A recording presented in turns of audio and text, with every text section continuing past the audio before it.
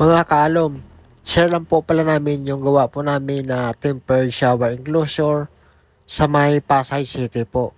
Yung glass niya po ay 10mm po na clear glass at swing type po yung yari ng kanyang pintuan po.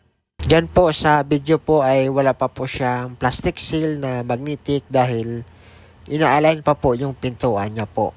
Kung gusto nyo po magpagawa po ng kagaya po niyan sa bahay nyo po or sa mga project nyo po ay pwede po kayong mag-text po sa calling card po na naka-appear po sa huling video po namin.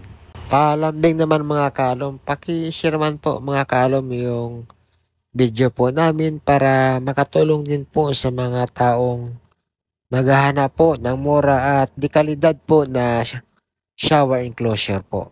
Ngayon pa lamang po ay labis po yung pasasalamat ko sa patuloy nyo pong pagsuporta po sa JB Villar channel po. Thank you!